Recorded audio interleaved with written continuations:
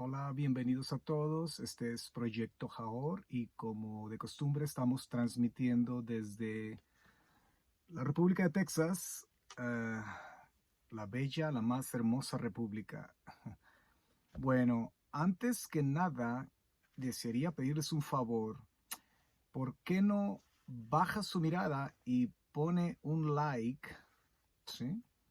Porque yo sé que muchos desearían continuar apoyándonos, viendo nuestros videos, pero la mejor forma de apoyarnos es poniendo un like, porque de esa forma nuestros videos toman más credibilidad delante de la gente. Y yo sé que a la gente se le olvida, ¿sí?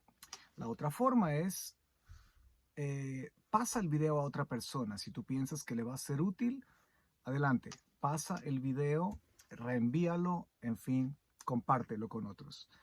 Bueno, esta semana es una semana muy única, debido a que, como algunos de ustedes saben, he estado un tanto eh, convaleciente. Estuve hospitalizado por un par de días, bueno, fueron un par de noches y 3 días.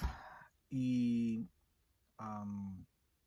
aún siento los efectos, vaya, de este este mal, este síntoma que me aqueja. Entonces, me gustan los retos, me gusta, siempre he sido una persona que me pongo retos, me gusta retarme. Y esta ocasión, bueno, intento compartir con ustedes al menos un poco de la porción de esta semana. Eh, Parashat Hashabua, que cae en el libro de Génesis capítulo 18. Y digo, me pongo un reto porque lo cierto es que el síntoma del mareo, el síntoma de la náusea, todo continúa en mi físico, en mi cuerpo, vaya, ¿sí? Pero bueno, tengo un par de ejercicios muy dinámicos que me van a estar ayudando a distraer ese mal, ese síntoma, vaya. Sí, tengo un tomate a mi lado izquierdo y el planeta Tierra al otro, entonces voy a estar haciendo ejercicio para de alguna manera, de hecho esto me ayuda, es increíble, ¿sí? De alguna manera distraerme de este malestar y lograr el objetivo, que es compartir con ustedes la porción de la semana. Gracias a todos ustedes que han estado pendientes, orando, vaya, y uh, dándome esos buenos deseos para continuar en buena salud, en buen estado de ánimo, vaya, que ha sido una lucha encarnizada, una lucha sin tregua, una lucha sin espacio, sin breaks, decimos, sí. Eh, pero bueno, aquí estamos disfrutando una taza de té. De hecho, es una taza bella, hermosa. Mira lo que dice. En inglés dice, I am a dad. Y luego dice, what's your superpower? Ah, qué mensaje. Yo soy un papi, yo soy un buen papi, vaya, sí, un daddy, sí. ¿Cuál es tu superpoder? Sí, o sea, básicamente mi superpoder es ser un super padre, un buen padre, ¿sí? ¿Cuál es tu superpoder? ¿Tienes algo que con lo cual puedas impresionarme, vaya? Sí. Es un té que me traje de Cuba, de mi bella Cuba, mi amada Cuba. Es menta limón y lo traigo desde Santiago de Cuba, de la casa de mis bellos hermanos, familia bella, hermosa mía, um, la familia Nieves. Sí. Saludos a todos ustedes en Santiago. Y bueno, intentando continuar con la porción de la semana, vamos a inmediatamente a el capítulo 18 del libro de Génesis. Um, es uno de los capítulos, bueno, en sí todo el texto sagrado es un rompecabezas, ¿sí? Pero es uno de los capítulos que son muy intrigantes, ¿sí? De hecho, hay múltiples interpretaciones. En el judaísmo se habla de que son 3 ángeles que descienden. donde se encuentra Abraham Avinu, Abraham nuestro padre, sí, ya para el capítulo 17, a finales del capítulo 17, Abraham Avinu, se nos dice que él se circuncida a todos los de su casa, que eran bastantes, eran cientos, solamente su ejército eran más de 300, ¿sí? Cuando él va y rescata a Lot, imagínate, entonces, cuántas incisiones, cuántos prepucios, vaya, sí, fueron cortados en el que se nos dice que fue posiblemente el primer día de la circuncisión. Aquí se nos dice nuestros sabios que cuando llegan estos 3 ángeles, ¿sí? Es el tercer día después de la circuncisión. Y hay mucha discusión en cuanto a cuál es el día más peligroso después de una incisión de tal envergadura, particularmente a un anciano de un siglo, 99 años, ya un siglo, ¿sí? Entonces, la cuestión de sangre, vaya, la hemorragia, una infección y todo este tipo de cuestiones que pueden darse a una persona mayor y particularmente en un contexto como en el que tenemos aquí, donde no hay los medios salubres, vaya, como existen hoy día, ¿sí? Cuartos herméticos, cuartos limpios, en fin. Pero bueno, entendemos que la mano poderosa de Hashem está sobre Abraham Avinu, ¿sí? Abraham nuestro padre.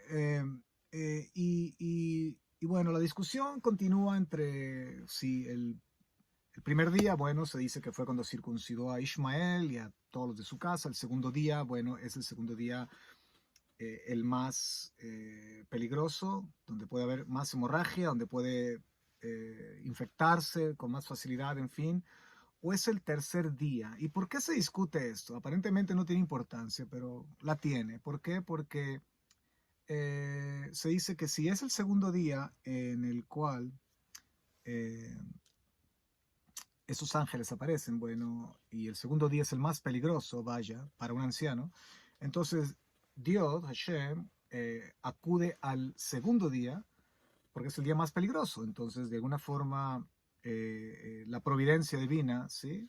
Se hace presente y bueno, el estado anímico de Abraham Avinu se levanta y bueno, cuando el estado anímico y el encuentro con la presencia divina se juntan, ¿verdad? Entonces, obviamente, se entiende, se desprende la idea que la salud es más fácil recuperarla, restablecerse en cualquier estado en que nos encontremos, ¿sí? Pero bueno, si no es el segundo día el más grave, sino el tercero, bueno, Dios decide ir el tercer día, ¿sí? Bueno, cualquiera de las dos, Hashem se hace presente después de el Brit Milá, o la incisión, la circuncisión, vaya, de Abraham Avinu, y de toda su casa, ¿sí?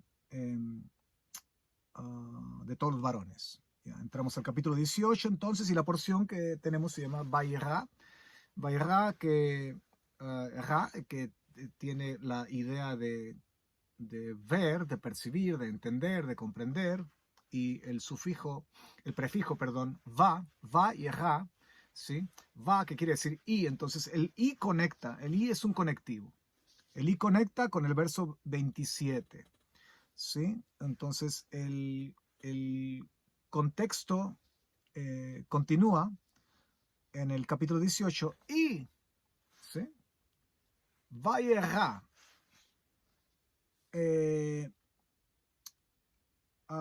se apareció, se reveló, se hizo ver, ¿sí? Vaya, en el hebreo leemos el verso 1 del capítulo 18, dice, Vayera elai Hashem, o Vayera elai Adonai, ve'elonei mamre vihiyu yoshev, petach ha'ohel kechom hayom, ¿ya? Que en la lengua española dice, después se le apareció, o y se le apareció, o y apareció, cualquiera de estas formas es aceptable, apareció Hashem, o apareció Dios, ¿sí? en el encinar de Mamre, estando él sentado a la puerta de la tienda en el más intenso calor del día. Interesante, porque tenemos el tercer día, que es el día más crucial, el día más molesto de la circuncisión, ¿sí? El día de más riesgo, ¿sí? El día decisivo, vaya, que va a definir si no va a haber un proceso, vaya, peligroso, con alguna infección o alguna hemorragia, en fin. Pero no tan solamente es el tercer día el que nos preocupa aquí, porque tenemos a nuestro anciano padre, también que está en el calor, de lo más caliente del día, ¿ya? En lo más caliente del día, en la puerta. ¿Qué hace Abraham vino aquí? Bueno, se nos dicen nuestros antiguos sabios que Abraham está esperando a ver quién llega, porque él quería siempre tener esta dicha de hospedar a alguien, aún en la situación más incómoda de su vida, ¿no? Y alzó sus ojos y miró, y aquí tres varones erguidos frente a él. ¿Sí? Siempre hemos tenido esa vaga idea de que son tres personajes que vienen caminando y los ve él a lo lejos, y él corre y se avienta al suelo. Bueno, está por demás decir, el esfuerzo de nuestro padre Abraham, un anciano, y todavía arrojarse al suelo cuando, digo, Dios mío, pero el solo hecho de dar un paso después de haber eh, hecho la cirugía, vaya, ¿sí? El Brit Milá, la circuncisión, eso ya es de aplaudirse, ¿sí? Ahora, arrojarse al suelo, se postra, ¿sí? Pero los ángeles no vienen, sino que aparecen, ¿sí? El texto aquí nos dice que alzando los ojos miró, y aquí tres varones erguidos frente a él. O sea, aparecieron frente a él y él corre, no sabemos, posiblemente a una corta distancia, uh, corre a su encuentro desde la puerta de su tienda y se postró a la tierra y exclamó, Señor mío, que en hebreo aquí traduce Adonai, si he hallado gracia ante tus ojos, te ruego que no paséis de largo junto a tu siervo, ¿sí? Tráigase ya un poco de agua, lavad pies recostados bajo el árbol, en fin, sigue toda la narrativa eh, muy, muy interesante. Un pasaje que, repito, es ah, extremadamente rico y extremadamente complicado, extremadamente complejo. Para aquellos que dicen, la Biblia es un libro sencillo y fácil de interpretar. No, el texto sagrado es complejo. Eso es la verdad. Que hay pasajes que son obviamente eh, una especie de, de escalón de descanso que el Eterno nos da, ¿verdad? Eh, eh, son fáciles, vaya, ¿sí? Que uno puede decir, oh, ok, entiendo, comprendo. Um, qué difícil hay de interpretar en no cometerás adulterio, ¿verdad? Obviamente, pues se entiende. No, no tomarás, no secuestrarás, no robarás, no tomarás lo ajeno, en fin. Es fácil, son pasajes donde uno tiene ese reposo, ese descanso. Pero ¿cuántos pasajes hay en tu mente en ese momento que dices tú, oye, pero todavía no resuelvo aquel pasaje que estudié? Me trajo más preguntas que respuestas, ¿no? Entonces, el texto sagrado es complejo y Hashem lo diseñó así precisamente para retarnos a que nosotros nos enfrasquemos, vaya, en esa lucha, ¿sí? Con el ángel, ¿sí? Pongámoslo de esa forma, en esa lucha con el texto sagrado. Nosotros luchamos con el texto sagrado. Entonces, de hecho, hay una oración cuando estudiamos un Dabar Torah que es en Baruch Atah Adonai Eloheinu melech haolam, Lasot bedivrei Torah. ¿Sí? Esta expresión Lasot bedivrei Torah, es una expresión que básicamente es que bendito eres tú, Señor nuestro Dios, Rey del Universo, que nos has básicamente puesto el texto sagrado para luchar con él, para eh, eh, como un luchador en el ring, vaya, ¿sí? Pero una lucha de verdad, ¿sí? Que nos has puesto el texto sagrado para que nosotros nos encarguemos de extraer la esencia, ¿sí? Y de continuamente buscar y más y más y más sobre toda la riqueza que hay eh, en la Torah bendita, en todo el texto sagrado, desde Bereshit hasta Revelación, desde Génesis hasta Apocalipsis. Vaya. Bueno, luego, bueno, verso número 1 es muy interesante porque aparece esta palabra Vayera, que es el nombre de la porción, de hecho. ¿Sí? Y bueno, nosotros tomamos en muchas ocasiones pasajes que leemos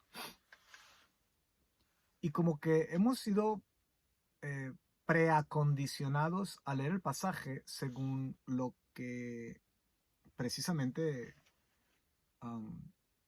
hemos escuchado por allí en relación a, por ejemplo, en el cristianismo, en la teología cristiana, se habla de que eso es una teofanía. ¿Sí? Entonces, interesantemente, en el judaísmo hay varios grupos, hay varias opiniones, como siempre no es una sola opinión, ¿sí? Donde también se acepta la idea de que es una manifestación divina a través de 3 ángeles. Pero si tú lees el texto sagrado cuidadosamente, vas a notar algo muy interesante, y que esto va abriendo una puerta a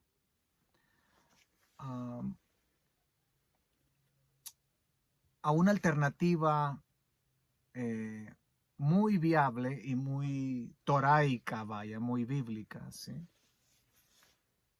Para comprender este pasaje. ¿Ya?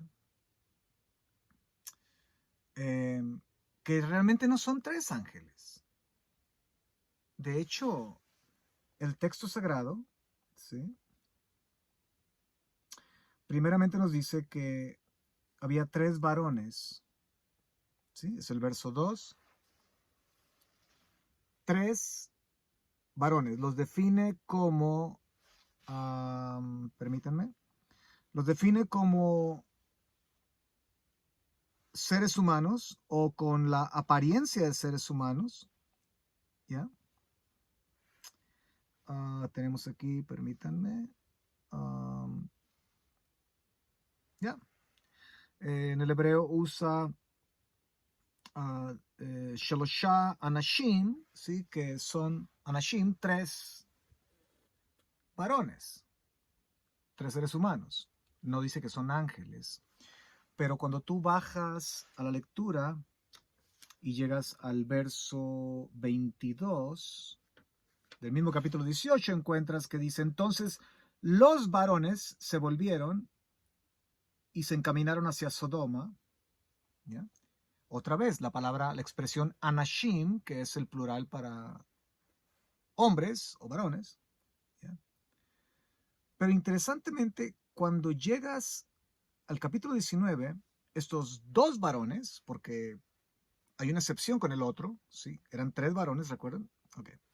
Entonces, el capítulo 19 nos dice: entre tanto, los 2, aquí cambia, dice, Sheni Hamalachim, ¿sí? Cambia los 2 ángeles. Y el contexto es obvio, ¿ya? No es inclusive ni por implicación, sino la misma narrativa nos va guiando, y nos va diciendo que aquellos anashim, que aquellos varones, 2 de ellos son malachim o son ángeles. El capítulo 19 abre con eso, ¿sí? Y posteriormente la palabra continúa intercambiándose, ¿sí? Anashim, verso 5 del capítulo 19, dice: y gritando a Lot le dijeron: ¿dónde están los varones? Bueno, aquí son los sodomitas los que gritan, ¿no? Los llaman varones, ¿ya? Entonces Lot dice, mira, no hagan esto porque es una cosa fea, eh, y no hagas esto a estos varones, verso 8, en fin, ¿no? Pero más adelante el verso 15 dice, al despuntar el alba, los ángeles, o sea, los varones, entonces tenemos el pasaje que repetimos, es complejo porque juega con las palabras, y juega con Anashim y Malachim.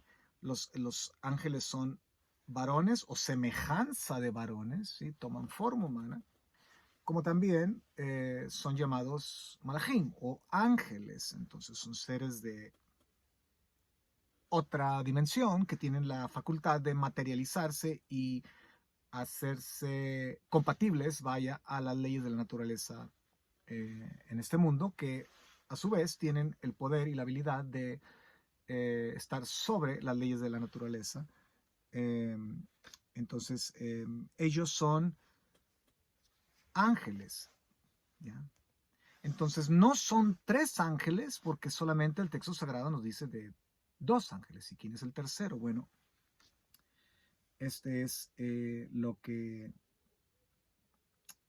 causa la discordia, vaya, entre muchas opiniones que tenemos, ¿sí? Pero vamos a intentar una vez más, y recuerden que lo que estoy haciendo es poniéndome un reto, intentando compartir un poco de sabiduría del texto sagrado en un estado de salud donde eh,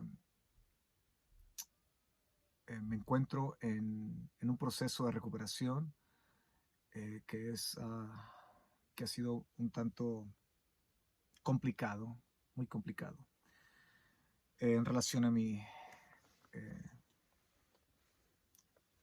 a mi cuerpo físico, vaya. Entonces,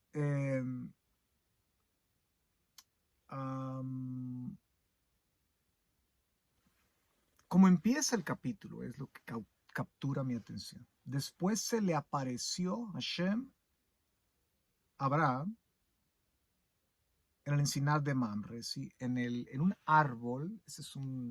No es que había muchos árboles, es un árbol.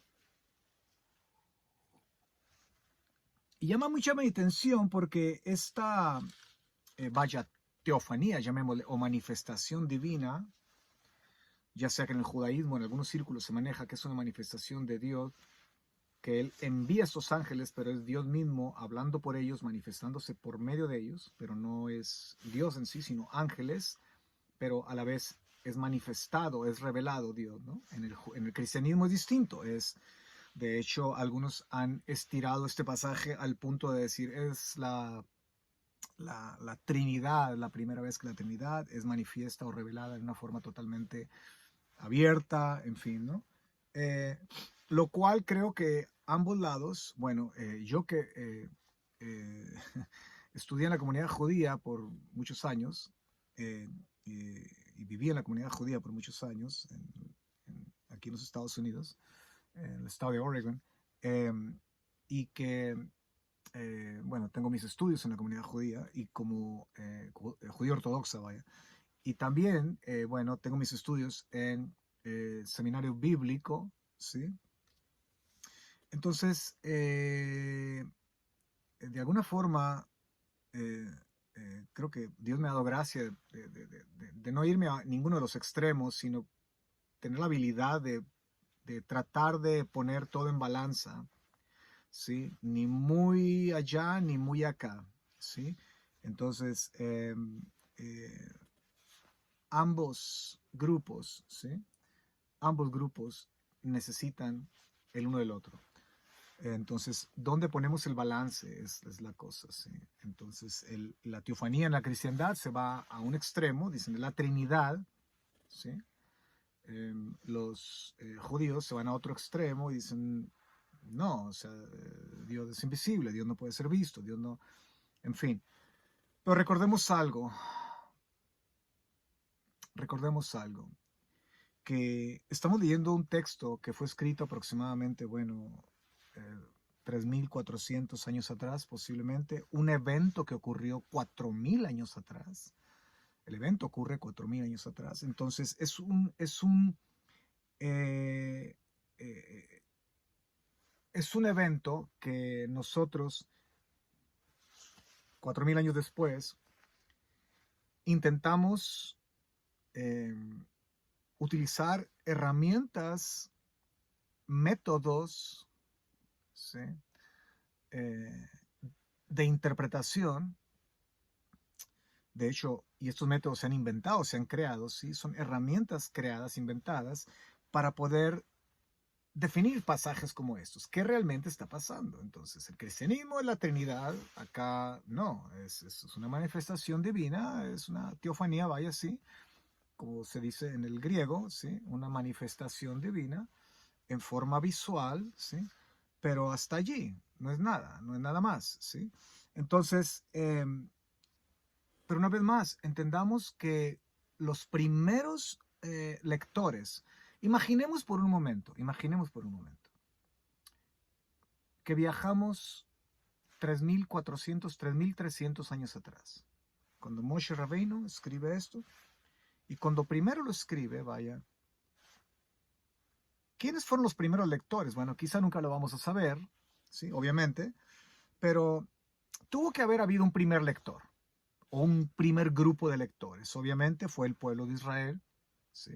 No sabemos cuándo ocurrió eso, ¿sí? No sabemos si fue cuando tomamos posesión de la tierra, no sabemos cuándo este pasaje en particular fue leído por primera vez, ¿sí? Ahora, imaginémonos que nosotros somos los primeros lectores de hace 3.400 años atrás. Imaginemos eso. 3.400 años atrás no tenían los métodos de interpretación bíblica que tenemos hoy, ¿sí? Hoy podemos decir, no, bueno, lo que pasa aquí es que esto es una metáfora, ¿sí? Entonces, lo que ocurre no es nada más que un lenguaje figurado, ¿sí? Lo que ocurre es que es no sé, una hipérbole. Realmente Dios no apareció, sino que es una forma exagerada para simplemente acentuar que Dios reveló a Abraham, ¿ya? Pero nada más, ¿no? Entonces, comenzamos nosotros hoy, 3.400 años después, a pensar de una forma precondicionada, o preacondicionada, o predoctrinada, vaya. ¿Sí? ¿Por qué? Porque leemos, nos quitamos, o sea, perdón, nos ponemos los lentes que ya traemos, ¿sí? Entonces, lo que hacemos es, o lo que deberíamos de hacer, perdón, es esto, ¿no? Tenemos que ponernos los lentes de 3.400 años atrás, como un israelita que por primera vez lee el oráculo divino, la palabra de Hashem, la palabra de Dios, va a entender esto. La premisa, recuerden la premisa, no lo olviden. El texto sagrado, la Torá bendita, no fue escrita a nosotros. Los libros de los profetas, los salmos, los escritos, el Brihashá o las escrituras apostólicas, no fueron escritas a nosotros. Fueron escritos a aquellos primeros receptores. Fue escrito a ellos. Aún sin embargo, aunque no fue escrito a nosotros, fue escrito para nosotros. Entonces, los primeros destinatarios, ellos estaban en tono con lo que Moche estaba escribiendo. ¿Sí? No sé, es como decir hoy día, permítanme.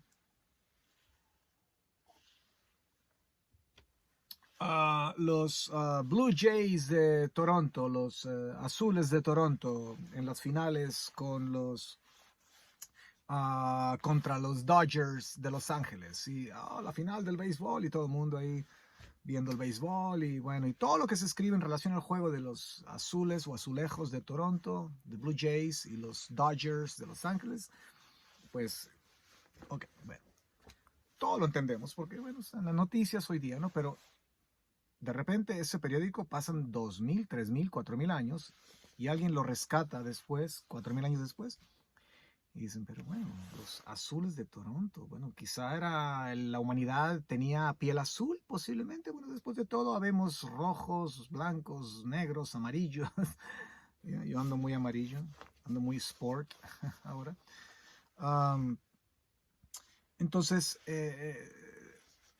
ellos van a comprender, van a interpretar conforme a la manera en que ellos van a percibir el texto y van a interpretarlo conforme a la manera en que ellos eh, han sido ya acondicionados a leer el texto. Sí, bueno, resulta que hace 4000 años atrás había dos equipos, uno era de gente de piel azul, ¿sí? de color azul, ¿no? Se le llamaban los Azules de Toronto. Sí. Y no, no es así. Entonces, el texto sagrado igual, el texto sagrado no fue escrito a nosotros, fue escrito a gente que entendía el lenguaje, entendía la complejidad de los eventos, entendía, y estuvieron de hecho más cerca de los eventos que nosotros. ¿Ya? So, deseo hacerte pensar, porque muchas veces abrimos el texto sagrado, llegamos a la porción semanal o llegamos a leer una escritura y algunas veces nos sentimos tan familiar con el texto sagrado y qué bello, qué hermoso, ¿verdad? Que pensamos que esto fue escrito a nosotros o que fue escrito ayer. No, fue escrito a aquellos primeros receptores, ¿sí? Pero Dios proyectó que en un futuro aquello que fue escrito a aquellos iba a ser para nosotros, ¿sí? Entonces, cómo nos acercamos al texto sagrado nosotros es extremadamente importante. Tiene que estar el israelita antiguo, no moderno, tiene que estar el hebreo antiguo dentro de tu alma pensante. ¿Sí? Oye, me agrada esto, con esta jaqueca, con este dolor de cabeza que traigo. Me agradó, ¿eh? Ok. Bueno, vamos a exprimir el mundo y el tomate. Bueno, ¿qué quiero decir con todo esto? Que la palabra Vayera apareció, ¿sí? Que actually captura mucho mi atención. Permítanme. El hecho de que en los Targums, que los Targums es vaya, la traducción, podríamos decir, es como el español y el portugués, no exactamente, ¿verdad? Pero son lenguas muy hermanas del hebreo, el arameo y el hebreo, lengua hermana, vaya, y son las traducciones que, en este caso, el rabí o rabino Jonathan Ben Uziel, el discípulo estrella, vaya, del Rabbi Hillel, el grande, el anciano, eh, tradujo del hebreo original del texto sagrado, ¿sí? Y esto lo hizo, de hecho, escasos años antes de que Yeshua el bendito naciera, ¿sí? Entonces, estamos hablando de un documento del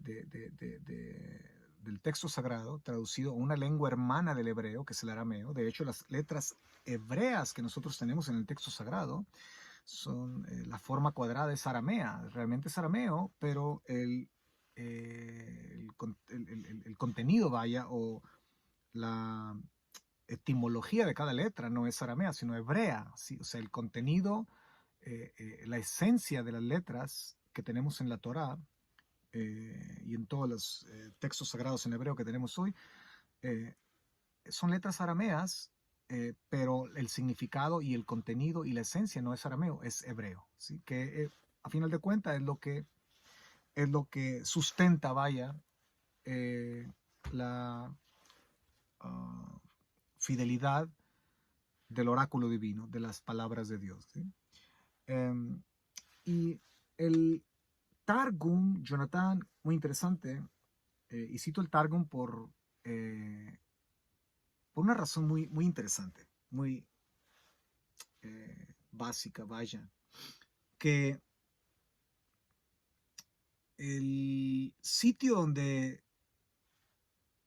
estos eh, tres personajes, vaya, del texto, ¿sí?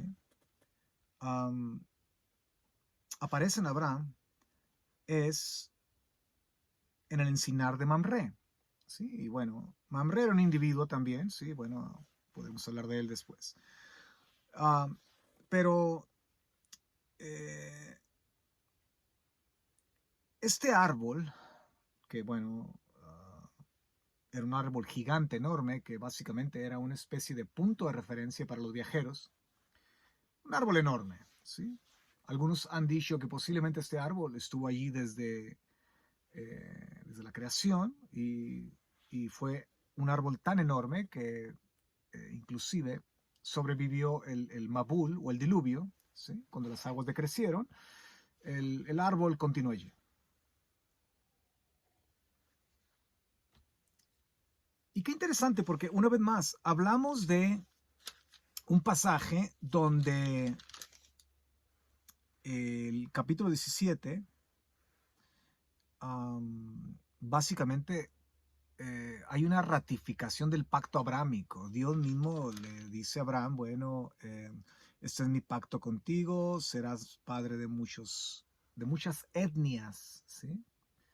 Um, de muchos grupos étnicos, no se llamará más tu nombre Abraham, el nombre es cambiado ahora, sí, se ratifica lo que vemos en el libro de Génesis capítulo 12, donde toda la historia cambia y hay una tensión muy particular en Abraham y sus descendientes. ¿Sí? Básicamente Dios se divorcia de las naciones y ahora voy a lidiar con un hombre y de aquí voy a levantar una nación para que las naciones en un futuro sean bendecidas a sí mismas por medio tuyo, Abraham. ¿Sí? Porque eso es lo que el texto sagrado dice en Génesis 12, no dice las naciones y serán benditas en ti todas las naciones de la tierra, no dice en el original hebreo, es un poco más enfático en relación a la actitud de las naciones en cuanto al pacto abrámico. En el hebreo se entiende, y las naciones de la tierra se van a bendecir ellas mismas, ¿sí? eh, a través de ti, pero va a haber una acción de parte de ellas, o sea, van a, eh, de una forma u otra, van a tomar parte, ¿sí? Pero porque ellas van a tomar iniciativa, vaya, ¿sí? De tomar parte del pacto. Después de todo, las naciones están incluidas en el pacto, ¿sí? Al final de los tiempos, bueno, primeramente Dios se divorcia de las naciones, aunque nunca las abandona del todo, ¿sí? Pero, y uso esa expresión se divorcia, porque ahora va a lidiar con un pueblo, ¿sí? Mientras trata con las naciones de otra forma, pero vemos que al final de los tiempos, ¿sí? La promesa abrámica, todas las naciones de la tierra, ¿sí? Las vemos una vez más siendo recolectadas, interesantemente, en el día de Shavuot, en el día de Pentecostés, cuando el Espíritu puro y santo desciende a la tierra y están esos 120 orando en Jerusalén, ¿sí?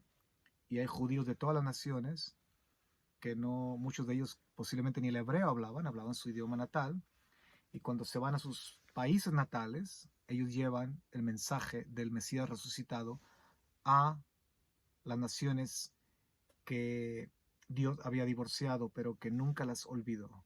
¿Mm? Es por eso que a través de toda la historia bíblica siempre tenemos no judíos que están ingresando al pueblo de Israel. Sí, tenemos a Rahab, tenemos a Naamán, el general sirio, tenemos a Senat, la madre de Efraín y Manashe, tenemos a un sinnúmero de gente, Ruth, un sinnúmero de gente. Entonces, eso es un tema bello, hermoso, ver cómo Dios hace las cosas en una forma eh, que no nos cabe en la cabeza a nosotros Jamás hubiéramos hecho un plan nosotros de esa forma si nosotros hubiéramos sido Dios. Claro, es algo imposible, ¿no? Pero lo pongo como un ejemplo. Entonces, llama mi atención que el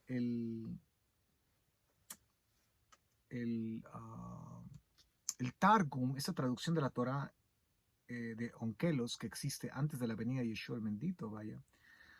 No Onkelos, perdón, del rabino Jonathan Ben Uziel, el discípulo estrella, podríamos decir, de Rabbi Hillel el Grande.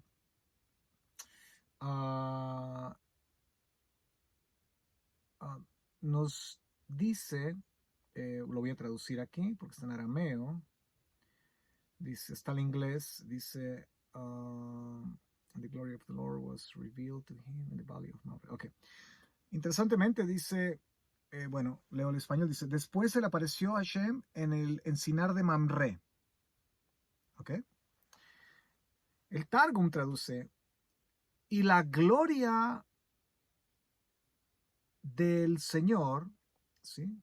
O de Hashem, o de Adonai, o de Dios, y la gloria de Dios fue revelada a él, o sea, a Abraham, en el valle de Mamre. ¿Sí? Bueno, acá leemos, después se le apareció Dios en el encinar de Mamre, estando sentado a la puerta de la tienda en el intenso calor del día. Acá leemos, y la gloria de Dios se le reveló o fue revelada a él en el valle de Mamre, ¿sí? Estando él aún enfermo y con dolor de la circuncisión sentado a la puerta del tabernáculo, traduce aquí, ¿sí? Estoy traduciendo porque Ohel es básicamente la misma palabra, tabernáculo o tienda. En el fervor o en la fuerza del día. Sí, es como traduce esta hermosa y válida traducción de la Torah, que básicamente le da vida o explica lo que no explica acá. Entonces, ¿qué fue revelado? O sea, ¿qué se le apareció básicamente a Abraham vino? Bueno, la gloria de Dios. ¿Sí? O sea, la experiencia que tuvo con esos seres fue, decimos, glorioso. ¿Qué es gloria en hebreo? Gloria es algo que tiene peso, algo que es extremadamente pesado. ¿Sí? En relación a, obviamente, no es un pesado en el sentido literal, ¿verdad? Pero es algo que tiene que ver con el estatus, algo que tiene que ver con la naturaleza de eso que se apareció, ¿sí? Con la esencia. Entonces, del hebreo al inglés traduce igual, dice, and Hashem appeared to him at the oaks of Mamre. ¿Okay? Hashem se apareció a él en el encinar de Mamre, o en el oak, dice, de Mamre. Entonces, interesantemente, una vez más, Dios divorcia a las naciones, usa esa expresión nuevamente, ¿sí? Y se encarga de un hombre para comenzar con una nación. Básicamente es una nueva creación. O sea, voy a empezar a darle forma a un plan donde una nueva forma de humanidad, ¿sí? Espiritual, mental, psicológica, perdón, éticamente, una nueva creación. Voy a comenzar una nueva creación. Similar a lo que hice con Adán y Java en la creación. ¿Sí? Voy a empezar una nueva nación. Y esta nación va a traer la luz al mundo, los profetas, y eventualmente al Mashiach, al bendito, a Yeshua el bendito, el Mesías. Ok. Una nueva creación. ¿Dónde plantó Dios a Adán y Java, nuestros primeros padres, en la primera creación de la humanidad? En un jardín donde había un arbolito. Bueno, había otro que competía ahí, ¿no? Le hacía competencia al árbol al árbol de la vida, el Etz Chaim. Eh, Interesantemente, porque ahora Dios, bueno, va a empezar una nueva creación, una nueva humanidad, ¿sí? Donde Él le va a dar conceptos y um, preceptos divinos que no pertenecen a este mundo, sino pertenecen al mundo divino. Y Dios va a dar a esta nueva creación esos preceptos para que modelen el cielo en la tierra. Los preceptos divinos provienen de Dios, de otra dimensión, no son terrenales, ¿sí? No asesinarás, no cometerás adulterio, aunque son mandamientos que solamente se pueden cumplir aquí en la tierra, llevar a cabo, pero la idea y el pensamiento no proviene de la tierra, proviene de otra dimensión, del mundo de lo divino. ¿Sí? Y Dios, bueno, dice, bueno, voy a hacer algo similar, ¿sí? Entonces Dios toma a Abraham y por eso hice énfasis hace un minuto que este encinar de Mamre no es lo que a veces pensamos, que era un bosque. No, era un árbol. Ya. Repito, era un punto de referencia para viajeros. Era un lugar inclusive donde muchos paganos hacían rituales, porque recuerden, siempre existió esa idea desde que fuimos desalojados, eh, barridos, vaya, del jardín del Edén, siempre existió ese ideal de regresar al jardín del Edén. De hecho, aún seguimos en este exilio. Es por eso que el hombre está en búsqueda, en búsqueda, en búsqueda. Y hágase millonario y mira, ten este cuerpo y esos músculos y compra este auto y serás, no sé, virtuoso y bueno, serás mejor ser humano, en fin. Y los seres humanos, bueno, lo creemos y vamos en busca de cosas que eh, son simplemente eh, intentos por regresar al ideal del jardín del Edén. Entonces se crea esa idea en el mundo de lo pagano, ¿no? Que el árbol es el lugar ideal para regresar a conectar con los dioses. ¿Sí? Y bueno, este lugar no era la excepción. Era un lugar donde la posibilidad de que muchos lo usaban para ese tipo de cuestiones es muy amplia. ¿Sí? Después de todo, recuerden que es el mundo de Abraham. El paganismo era rampante, ¿sí? Dios dice en el Midrash que dice, bueno, así como yo soy único aquí en los cielos, dice Hashem, así mi siervo Abraham es único en la tierra, ¿sí? Eso quiere decir que la idolatría permeaba el planeta y solamente, bueno, el mundo conocido por Abraham, vaya en este caso, pero mi siervo Abraham es el único. Entonces, obviamente, se desprende la idea que si existía el culto de los árboles o el culto de los jardines, ¿sí? Por esa idea de querer regresar al ideal del jardín del Edén. Entonces prende la idea que este árbol también, siendo un árbol enorme, un árbol famoso en el territorio, entonces la posibilidad de que este árbol haya sido usado como un intento de conectar con Dios, bueno, es mucha, es muy elevada y por muchos paganos que existieron en ese tiempo. Pero qué interesante, o sea, la conexión que existe entre empezar nuevamente y cómo Dios se aparece, ¿sí? En el jardín del Edén leemos que, bueno, que la memra de Dios, dice en los Targums, la versión original del arameo de la Torá, que la memra de Dios era el que hablaba con Adán, ¿sí? O sea, la palabra de Dios, la memra, ¿sí? Que memra es la palabra de Dios y lo hemos visto en muchos de nuestras clases, eh, uh, esta palabra, memra, que es palabra, palabra, palabra.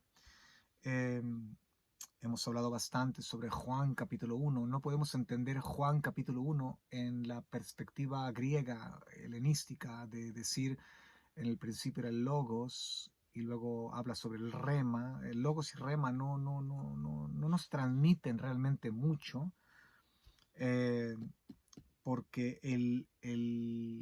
la idea de Juan capítulo 1 está basada precisamente en la premisa de la membra, está basada precisamente en, en, en, en los targums arameos, ¿sí? Donde los targums proyectan a Dios,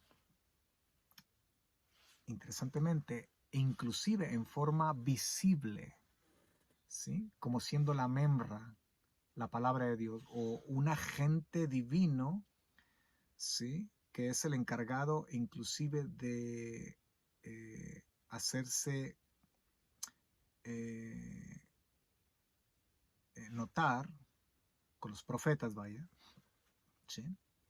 Es el encargado de llevar el mensaje divino, pero a la vez es divino. O sea, la membra en los targums o en la mente, vaya, de los israelitas en este caso, 2000 años atrás o antes inclusive, en la época del Segundo Templo, ellos tenían muy en claro que esta membra divina, ¿sí? Era divina, ¿sí? Y que no solamente la relacionaban con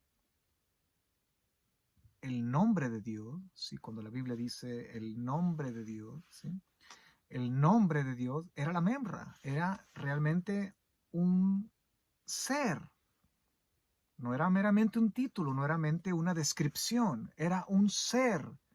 Es por eso que tenemos en Juan capítulo 1, en un principio era la membra, la palabra. La membra estaba con Dios y la membra era Dios. Todas las cosas fueron hechas por la membra, por la palabra. Y de hecho en el original dice más enfático, en el principio era la membra estaba con Dios y Dios era la membra. Enfocando y haciendo el énfasis de que Dios mismo era la membra. Su palabra y Él son indisolubles, inseparables, distintos en función, pero en esencia es lo mismo. Interesante. ¿Sí? Por ejemplo, los Targums traducen cuando dice, Moche le dice, quiero ver tu gloria, Señor. Bueno, no vas a verme porque no hay hombre que me vea ahí viva. ¿Sí? De hecho, es algo que traigo aquí anotado, lo iba a citar hace un momento. Y diciendo, bueno, pero ¿cómo está la cosa? No hay hombre que me vea ahí viva. Y más adelante dice, bueno, lo que sí voy a hacer es voy a pasar delante de ti, voy a poner, ¿sí? Te voy a poner en esta cueva, en esta cuenca, en esta roca, voy a poner mi mano y solo vas a ver mis espaldas. Entonces los Targums, la traducción, nos explican y nos dicen que a quien realmente Moshe vio esas espaldas era a la membra, la palabra de Dios. Wow, el nombre de Dios. ¿Sí? Cuando Dios le dice a Moshe, bueno, yo no iré con ustedes, pero mi ángel irá con nosotros. Ese es también el ángel de Dios, no es cualquier ángel. ¿Sí? Es Dios mismo manifestado en una forma angelical, pero los Targums lo relacionan con la membra, es el mismo. ¿Sí? Y luego Dios le dice, Hashem le dice a Moshe, y cuidado con que no oigáis, porque no perdonará. ¿Sí? Si se rebelan contra él, no los perdonará. Wow. ¿A quién solamente puede perdonar sino solo Dios?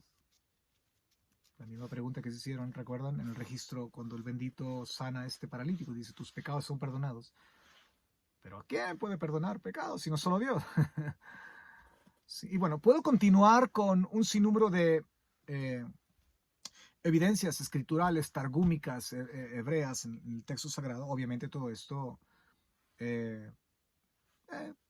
muchos argumentan y obviamente para todo hay un argumento, hay algo que siempre la mente brillante de nuestros sabios van a decir, no, y me refiero a sabios modernos, vaya.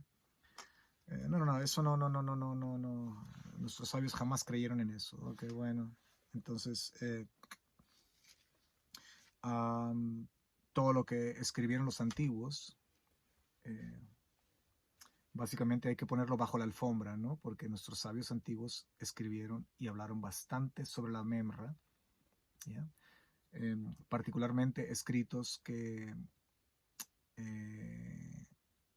que son muy estudiados hoy día, ¿sí?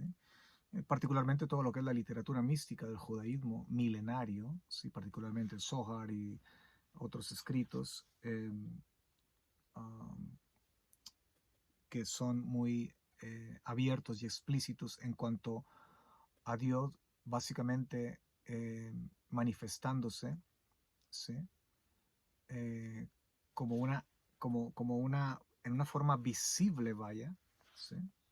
Una forma visible, haciéndose accesible a los profetas, ¿ya? Eh, pero a la vez como siendo un ser independiente, pero a la vez es Dios mismo, ¿sí? Entonces, recordemos, estamos frente a un libro sagrado que explicar a Dios es imposible. Entonces, nuestra mente es limitada y no podemos explicar al ilimitado o lo ilimitado. Pero hay pasajes que nos retan, como este pasaje, y nos dice entonces, bueno, ¿qué quiere decir esto con se le apareció?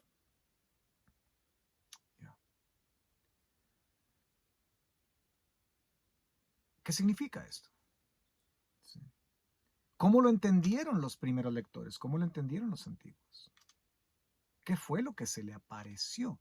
Bueno, y entendemos que esto no es una metáfora, que esto no es un lenguaje figurado. ¿Por qué? Porque realmente lo primero que ve Moshe es tres figuras delante de él. Realmente a alguien se le apareció. El texto no esconde nada. Sí.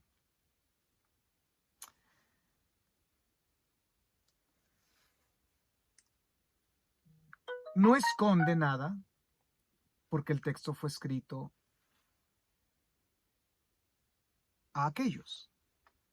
Entonces, para nosotros sería bochornoso decir, bueno, realmente Dios se hizo visible, Dios se apareció. Pero ¿cómo? Si acabas de decir que a Dios no lo ha visto nadie, de hecho, el texto sagrado dice que Dios es invisible. Bueno, Dios es invisible a nuestros ojos. Yeah.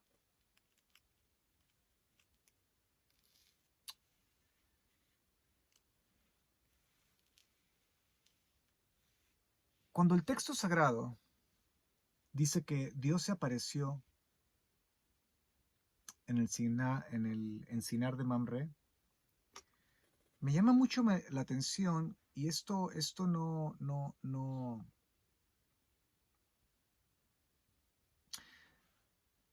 había puesto atención yo anteriormente, hasta recientemente, que la palabra Mamre o Mamre es una palabra homófona, es decir, las palabras homófonas son aquellas que suenan igual o casi igual. Por ejemplo, uno puede decir, eh, voy a la casa, por ejemplo, ¿no? ¿Qué quieres decir? ¿Vas a cacería? ¿Vas a la casa? ¿O vas a, a tu lugar de um, donde habitas, donde duermes, donde comes, ¿sí? Donde resides? ¿O es que te casas? Son palabras homófonas, suenan igual, pero son distintas, ¿sí? Y llama mucho mi atención porque la palabra mamre es una palabra homófona de memra. Solamente las vocales se cambian. E, A, E. ¿Sí? Mamre, memra, palabra. Dios se aparece, ¿sí? Abraham, en una forma de nuevo comienzo de creación, de civilización humana, ¿sí?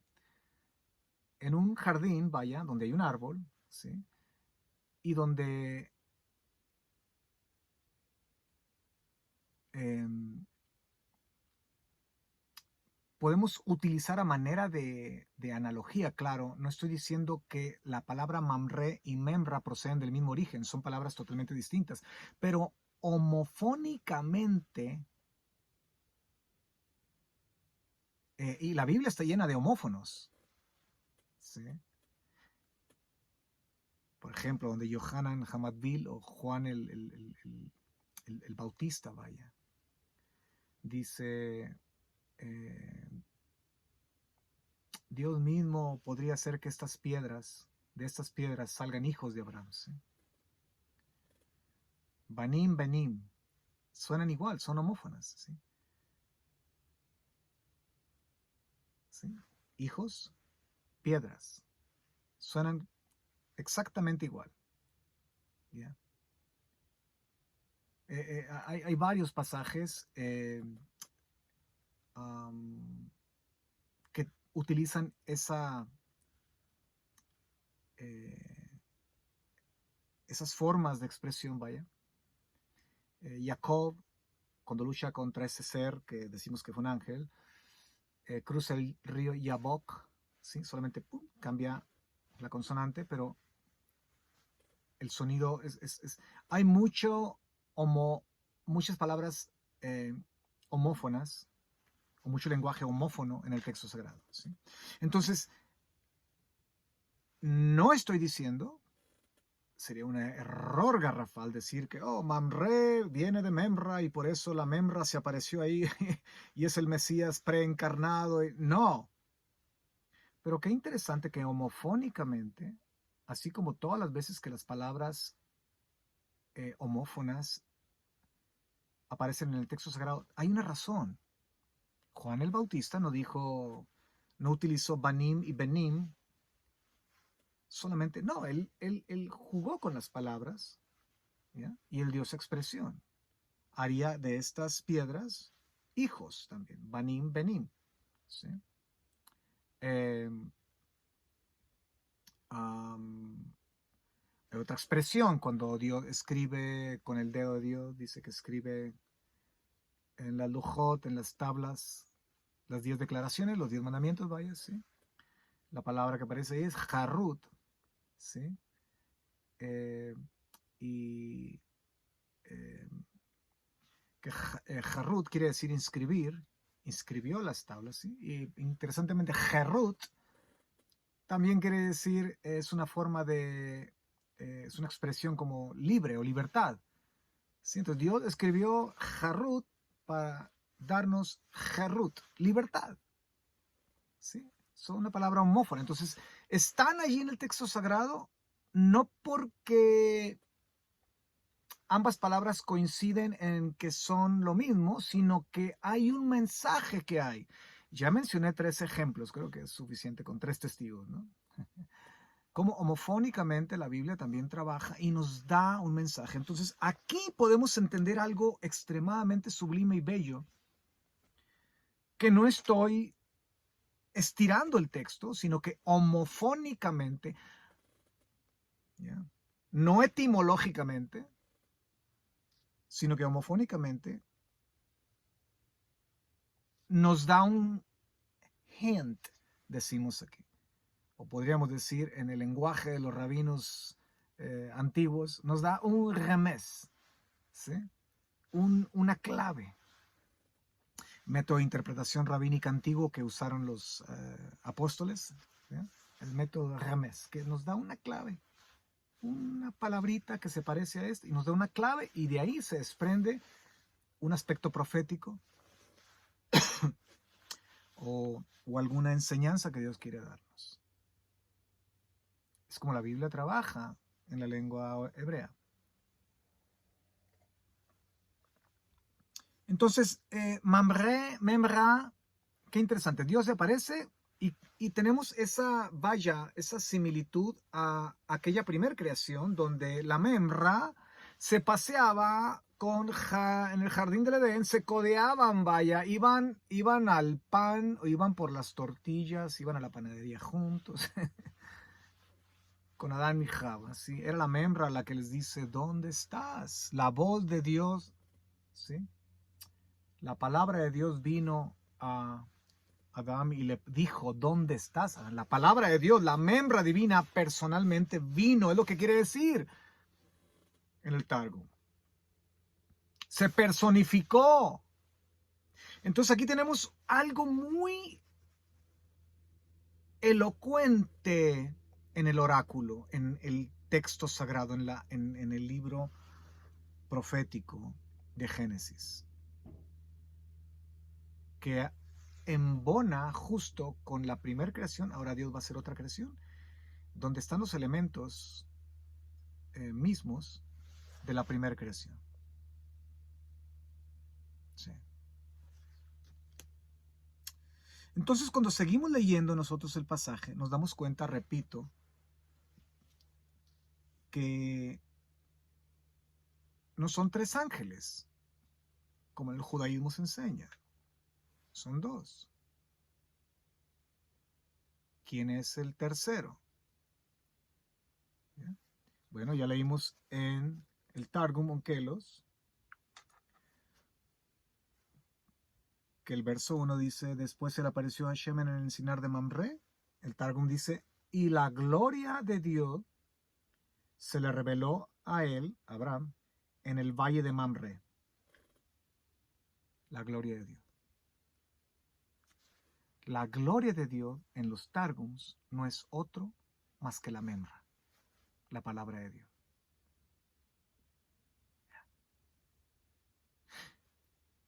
El cual también es aquel Hijo del Hombre misterioso, aquella silueta que está sentada en el trono en Ezequiel capítulo 1, donde Ezequiel dice que él vio el trono de Dios. La Memra está relacionada también en el judaísmo real ortodoxo antiguo. Yo estuve en el judaísmo ortodoxo, nada que ver con el real judaísmo ortodoxo del Segundo Templo, más de 2000 años atrás. Sí. Porque el judaísmo moderno, recuerden, no es toraico, no es bíblico. Quítense eso de la cabeza. Les habla alguien que estuvo allí. Yeah. El judaísmo moderno es mishnaico, es talmúdico, no es toraico, no es bíblico. Se usa la Biblia, se usa la Torá, se habla de la Torá, pero a final de cuentas toda la conclusión es mishnaica, talmúdica, halágica. Yeah. Espero que aquellos que quieren hacer la conversión al judaísmo comprendan que lo que están haciendo una conversión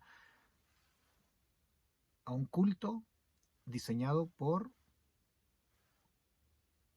humanos.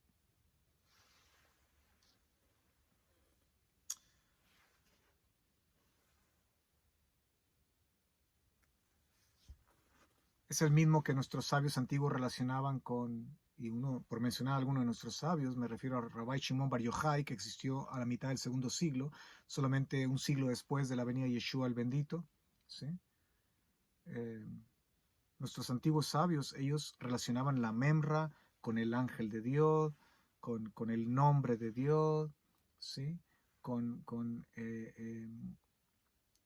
aquel que está sentado en el trono, en Ezequiel, aquella silueta que vieron, con aquel que ascendía al anciano de días en el profeta Daniel, el Hijo del Hombre, que es el título divino. ¿Ya? Hijo de Hombre es título divino. Por eso cuando Yeshua el bendito le dice el Cohen, el sumo sacerdote, dinos ya, ¿para qué nos tienes con tanto sospecha aquí? ¿Eres tú el Mashiach, el hijo del bendito? ¿Recuerdan lo que responde él? Dice, tú lo has dicho. Y desde ahora verás ¿a quién? ¿Al Hijo de Dios? No. Él dice, al Hijo del Hombre, viniendo en las nubes. la alusión a Daniel y la alusión a Ezequiel, el que está sentado en el trono. Por eso al final del libro de Revelación dice al que está sentado en el trono y al Cordero. Y siempre van de la mano, van de la mano, van de la mano. ¿Sí? Entonces las conclusiones que se sacan después por nuestros sabios, y que vaya que tenían la infusión del Espíritu de Dios, del Ruaj bendito. ¿Ya? Porque es cuando nace lo que después llamaron el judaísmo politizado farisaico, después de la destrucción del templo, lo que llamaron la herejía de los dos poderes en el cielo, porque nuestros sabios antiguos, ellos reconocieron que definitivamente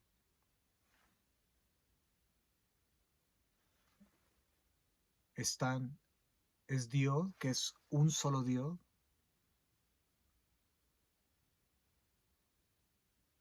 pero es tan incomprensible, pero lo único que podemos comprender que hay una manifestación visible de Dios mismo, que es una persona aparte, pero que a su vez es esencia divina. En función es distinto, pero en esencia, en naturaleza, en mente, en todo, en eternidad, en todo, es el mismo Dios, un solo Dios.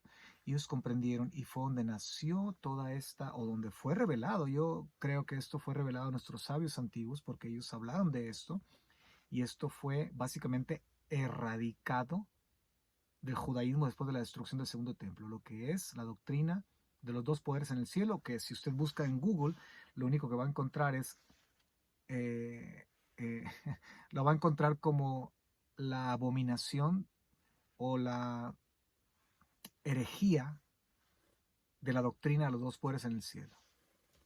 Pero lo cierto es que nuestros sabios antiguos reconocían que había un misterio en Dios. Sí. Que había uno que llamaron Hashem Hagadol. Esto está en la historia judía. Y había otro llamado Hashem Hakatan. El Roach HaKodesh vino después a la escena a formar el trío, vaya. Esto no es la Trinidad como en la Iglesia Católica Cristiana o en otros círculos de la cristiandad se entiende. ¿Ya? Que a Dios no lo podemos describir ni definir, pero los sabios intentaron darnos ideas. Hashem el Grande, Hashem Hagadol, Hashem el Menor, Hashem Hakatán. Eso está en la historia judía. Pero ¿qué hicieron los fariseos después de la destrucción del templo? Muy inteligentes dijeron, esto suena muy mesiánico, esto suena como lo que predican los seguidores de Yeshua, ¿sí?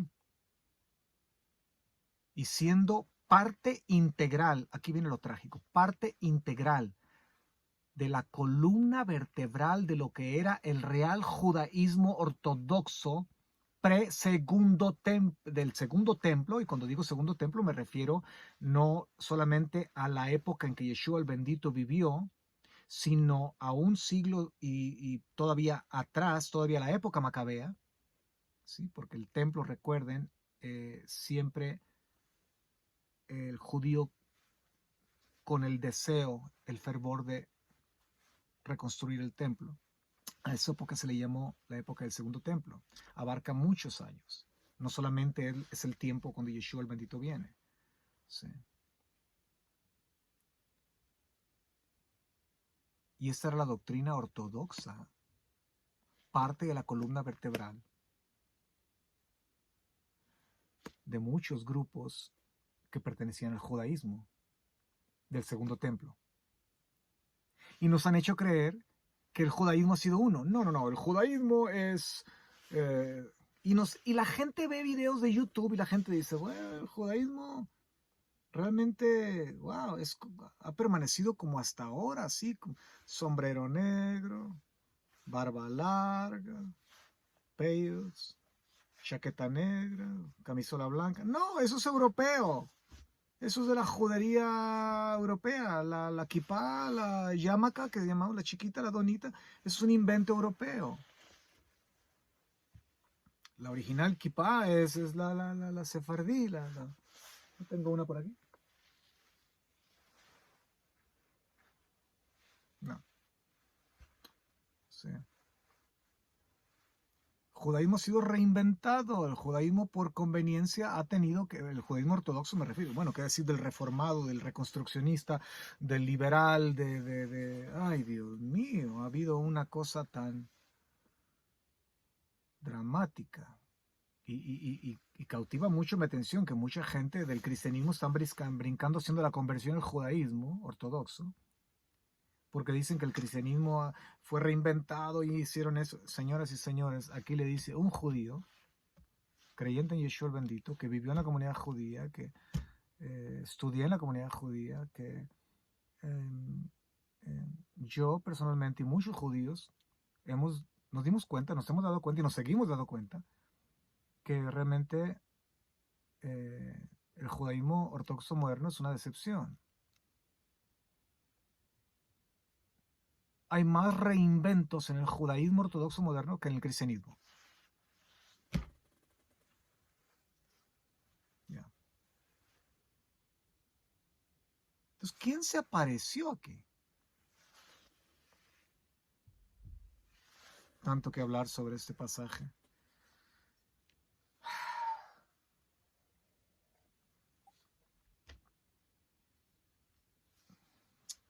Si pone atención al pasaje, del verso 1, ¿ya? Que dice, y se le apareció a Hashem, bueno, recuerden que la expresión, la gloria de Dios para los antiguos, y esto si usted le pregunta a un rabino judío, obviamente judío, ortodoxo moderno, le va a decir, lo que ese que se cree rabí, ese Jorge Homer, no sabe lo que dice. Claro, porque ellos protegen todo esto. Por ejemplo,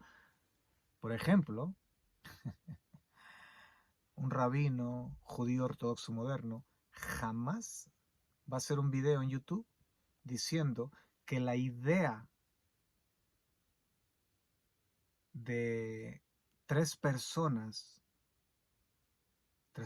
como lo oyes, en el ser que llamamos Dios, que es Ejad, uno en unidad, ¿ya?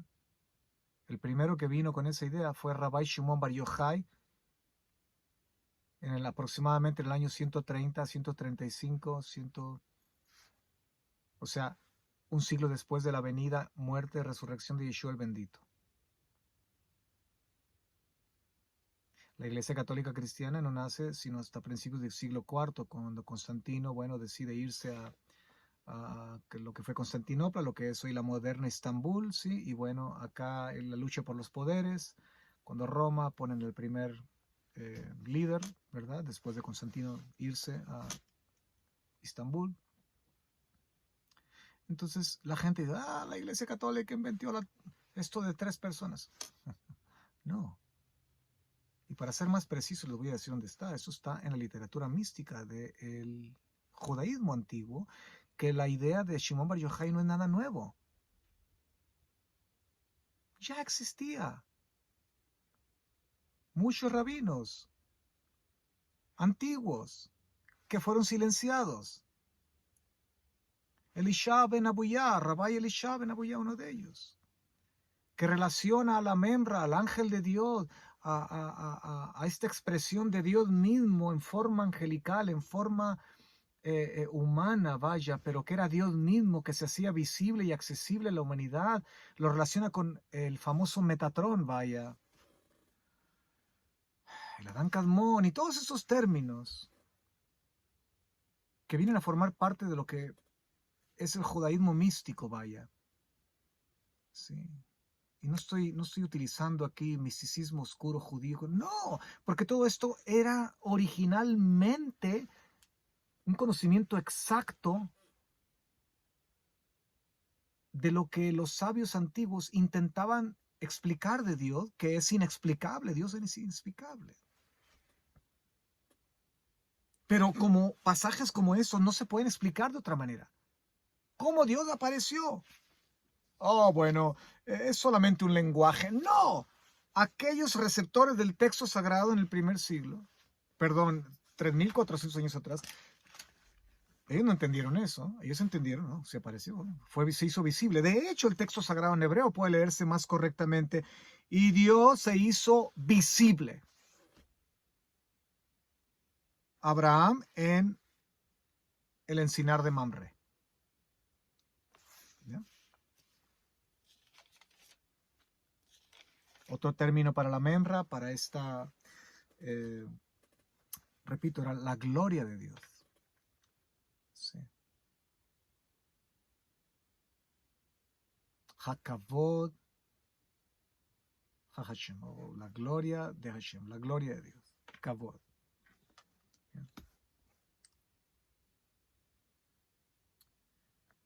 Cuando el rabino Jonathan Ben Uziel escribe el Targum, la Torá, la palabra de Dios, ¿sí?, que la traduce al arameo,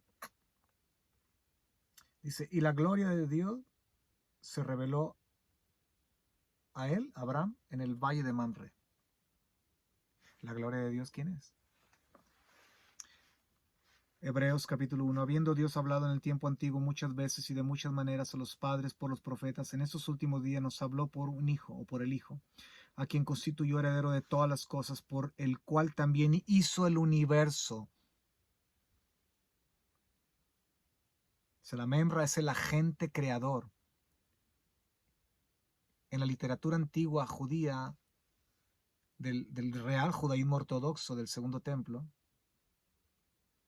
o en la enseñanza, vaya, de los antiguos sabios, la membra era la gente del pacto, era el que era el encargado de hacer los pactos con Noé, con Abraham. ¿Ya? Por eso hago uso de esta cuestión gramatical la similitud de las palabras membra y mamre, porque Dios está ratificando el pacto con Abraham. La membra es el agente encargado de hacer los pactos en la mentalidad de los antiguos sabios, lo cual todo esto lo eliminaron del Talmud, lo eliminaron de la Mishnah. Es por eso que tú vas a preguntarle a un rabino judío ortodoxo moderno y te va a decir, no, ¿dónde eso está en el judaísmo? A ver, porque el judaísmo a ver, ¿dónde está en el Talmud? ¿Dónde está en la Mishnah? Porque lo eliminaron.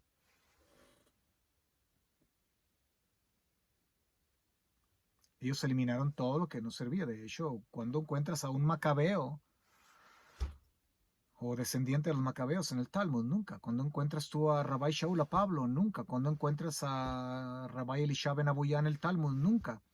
Lo encuentras como el Ajer, así le llamaban, el otro, porque no querían ni mencionar su nombre. Lo odiaron más que a Pablo, a Rabbi Elisha ben Abuyá.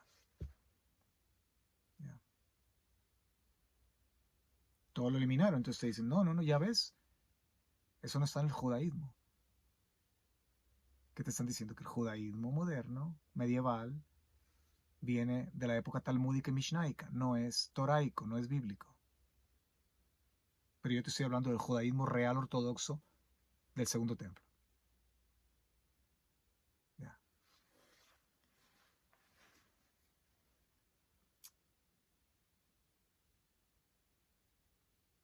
Verso 3, quien siendo el resplandor de su gloria y la imagen misma de su ser, la imagen misma. Pablo en otra ocasión nos dice, Él es la imagen visible del Dios invisible.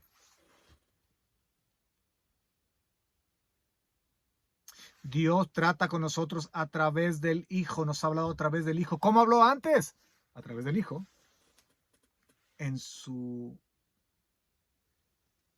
naturaleza preencarnada, solo se manifestaba, se hacía accesible, se hacía visible. En pocas palabras, Dios, el Creador, siempre ha tratado con la humanidad a través del Espíritu del Mesías. Dios siempre ha salvado a la humanidad por medio del Mesías. Dios siempre ha hecho sus pactos por medio del bendito Mesías. Dios siempre ha salvado y ha sanado y ha liberado por gracia por medio del Espíritu del Mesías. El Espíritu del Mesías es de pasta a pasta. De hecho, Yeshua el bendito lo dice: escudriñad las Escrituras porque ellas, ustedes saben que ellas hablan de mí. Y ese era un dicho muy conocido en el primer siglo, que los rabinos, los sabios antiguos decían que toda letra, toda frase, toda palabra, todo punto, toda hablaba del Mesías. El espíritu del texto sagrado es el espíritu del Mesías, el cual operaba en los profetas. Eso nos dice Pedro. Si ve, el texto sagrado es un rompecabezas. Hay que ponerlo en orden. Es todo lo que tenemos que hacer, ponerlo en orden. Cada pieza cae en su lugar. Quien siendo el resplandor de su gloria y la imagen misma de su ser, y quien sustenta todas las cosas con la palabra de su poder, habiendo efectuado la purificación de los pecados, se sentó a la diestra de la majestad de las alturas. ¡Wow! En otra ocasión leemos: y aquella memra, aquella palabra, aquel verbo se hizo carne y habitó entre nosotros, y vimos su kavod, su gloria. Padre, te pido que la gloria que tuve contigo antes de venir a este mundo a encarnar, a limitarme, ¿sí?, se las des a ellos, así como aquella gloria que tuve contigo, Padre, para que ellos sean uno, así como tú y yo somos uno. Él es la gloria de Dios. Por eso Jonathan Ben Uziel traduce: y la gloria del Señor de Dios se reveló a Abraham en el valle de Mamre. Y es por esta razón, voy a intentar concluir, no quisiera, hay mucho que hablar sobre el tema. Yo sé que hay muchos aspectos que quedan sin explicar, y yo sé que personas o judíos que no creen en Yeshua el bendito como el Mesías, el destructor de los dioses, el destructor de Satán y su imperio, ¿sí?, el imperio de la muerte, van a argumentar, porque siempre se argumentan: bueno, me tienes en cuidado, ¿sí? Más ahora que estoy un poco enfermo, me tienes en cuidado, la verdad. El texto sagrado es muy claro. Hay una razón por la cual el texto dice que se le apareció, se hizo visible. El hebreo es más enfático. Dios se hizo visible a Abraham.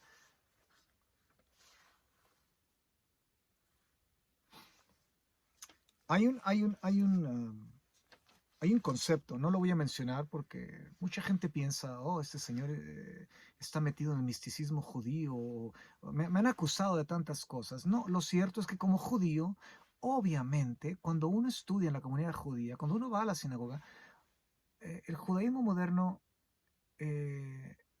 una vez más, repito, lo que se estudia en la sinagoga no es solamente la porción semanal a la luz del Talmud, a la luz de la Mishnah, claro, pero se estudia todo lo que es el misticismo judío, es parte de. Entonces, obviamente, yo rechazo Kabbalah, ¿sí? Yo no soy cabalístico, nada, pero hay un sinnúmero de cosas que están como entretejidas en el judaísmo, ¿sí? Muchas no hacen sentido, pero muchas eh, eh, tienen una razón de ser y tienen mucho que ver con el contexto de, por ejemplo, esta idea de un Dios, un solo Dios en tres personas, lo cual Shimon Bar Yochai en el Zohar lo describe. Y estos tres es uno, dice. Y luego dice al final: ¿cómo se puede entender esto? Bueno, esto no se puede comprender, es incomprensible, dice. No trate de explicarlo, básicamente. Estoy intentándolo. La única forma de comprenderlo es a través de revelación del Ruach Kodesh, a través de la revelación del Espíritu Santo y puro. Ese es Rabbi Shimon Bar Yochai escribiendo eso un siglo después de la muerte y resurrección de Yeshua el bendito. Ahora, yo no estoy promoviendo que usted vaya al Zohar y lea y se meta a estudiar esas cosas. No, es algo que me tocó a mí por ser parte de la comunidad judía y estudié ahí. por favor, no me tire piedras o tomates. ¿Sí? Sí, no. Se lo estoy compartiendo. Entonces figura allí, está allí.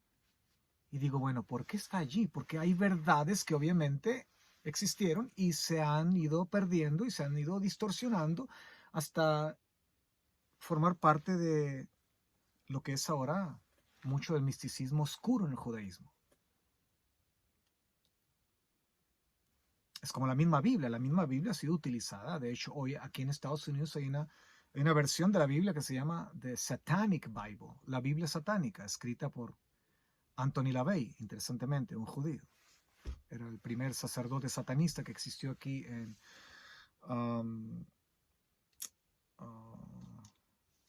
California.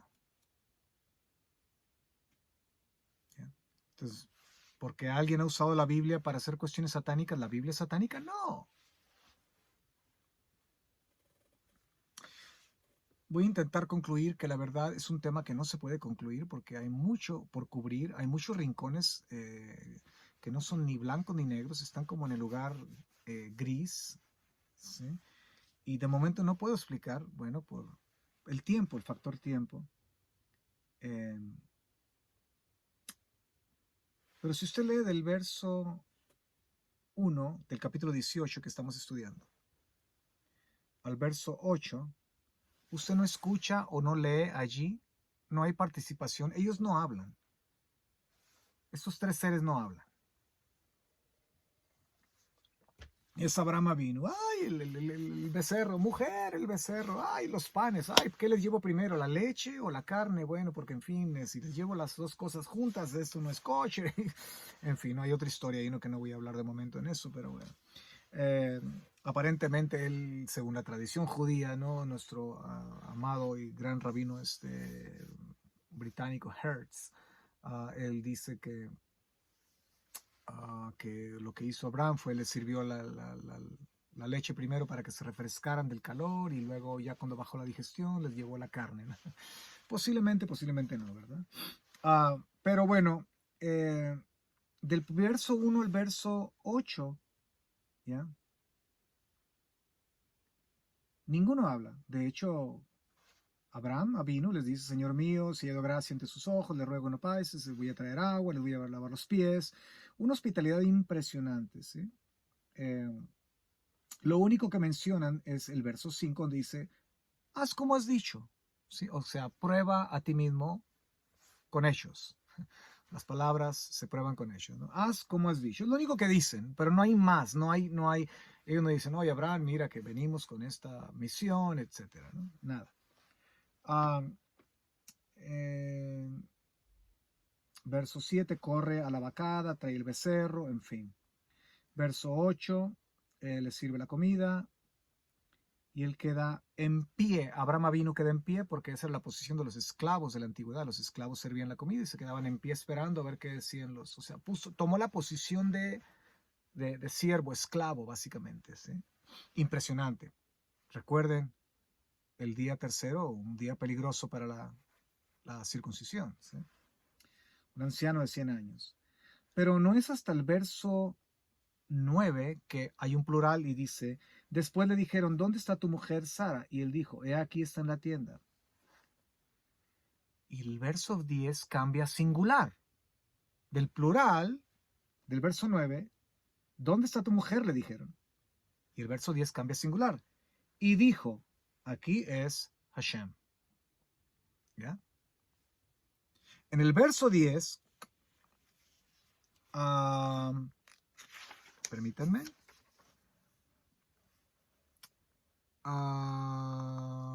¿Dónde estamos? ¿Dónde estamos?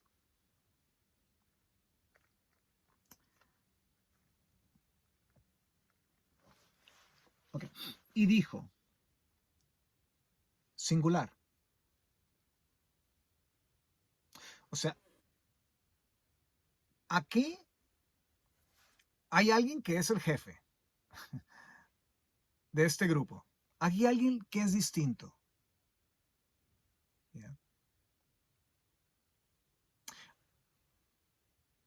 Hay dos que obedecen y hay uno que da órdenes. ¿Ya?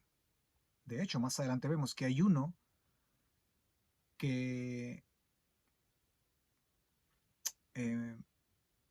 manda fuego para Sodoma, ¿sí? Y los otros dos se encargan de salvar a Lot y a su familia. Y dijo, singular, dijo. ¿Quién dijo?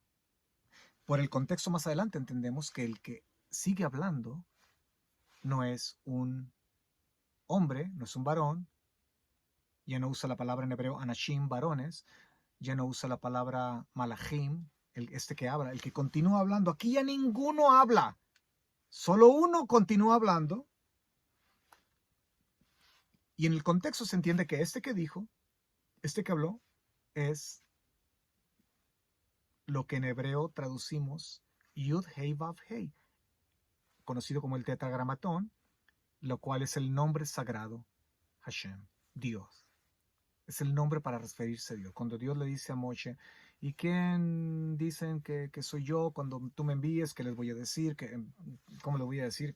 ¿Quién eres tú? ¿Quién me envía? En fin, y Hashem le dice, Ejiyeh, Asher Ejiyeh. De ahí se desprende lo que es o forma parte del tetragramatón, las 4 consonantes sagradas, que es,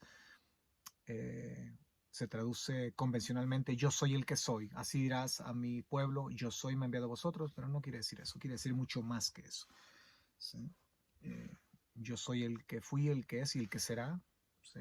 Y el que siempre seré, el que existo en mí, en sí mismo, el que tengo existencia propia, te he enviado, ¿sí? Básicamente, entonces, es el mismo nombre aquí. Este que dijo, volveré a ti sin falta según el tiempo de la vida, y aquí que tu mujer Sara tendrá un hijo, y Sara escuchaba a la entrada de la tienda, etc. Verso 11, y Abraham y Sara eran ancianos, en fin. Verso 13, escucha. Verso 13, voy a leer puro español porque el tiempo nos gana ya. Saben que me siento un poco mejor, es impresionante. Cuando enseño, aunque me siento un poco lento, me siento mejor, bendito Hashem. Entonces dijo Hashem, el tetragramatón aparece otra vez. No son los anashim, no son los malachim. ¿Ya? Aquí está hablando uno. Entonces dijo Hashem a Abraham, ¿por qué se ha reído así Sara? Diciendo, cierto, dará luz. Bueno, aquí hay una historia que también cambia lo que se dice, pero en fin, no, ese es mi punto. Verso 17. Y Hashem otra vez, el tetragramatón aparece. Se dijo, encubrirá Abraham lo que voy a hacer, ¿sí? Porque ciertamente Abraham llegará a ser una nación grande, fuerte, etc. Verso 19, porque lo he escogido para que instruya a sus hijos y a su casa y a sus sucesores y mantenerse en el camino de Hashem, o el camino de Dios, o Adonai, como usted quiera. Si es usted cristiano, su Biblia cristiana va a decir Jehová, ¿sí? Vaya, que bueno, yo no tengo ningún problema. Si usted dice Jehová, Yahweh, Yahvé, en fin.